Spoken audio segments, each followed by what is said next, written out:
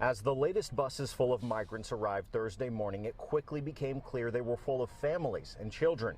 Weary from days of cramped travel, the scene moved some city officials gathered to greet them nearly to tears. They say, I need a doctor, my child is coughing.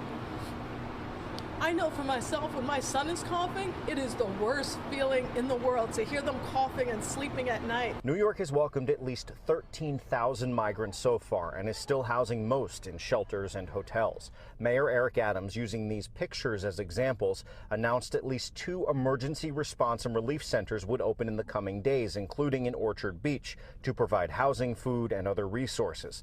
Local Republicans seized on the announcement and gathered on the steps of City Hall to encourage Governor Kathy Hochul to ask President Biden to declare a state of emergency, which would unlock more federal funding. We clearly are in a state of emergency when we are erecting tent cities. I think it's also reprehensible that New York City, New York State, different counties are left to pay and handle this problem on their own. But just understanding the scale of what's happening continues to be a challenge, with Texas Governor Greg Abbott refusing to coordinate the busing. We don't know when they will be arriving, how many people are on board, or if there are children or people with special needs that we need to assist.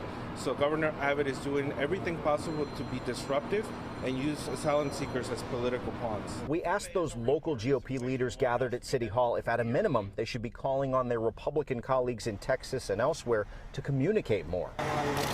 Should they be doing it with a higher level of coordinating with the Adams administration? I would love to see more coordination, but I think the coordination comes down to there's more buses coming, and there's more buses coming tomorrow, and there'll be more buses coming next week. As long as the pipeline across the U.S. border at southern extremities continues, I think we should expect and prepare for more buses to come to New York and other cities in the Northeast.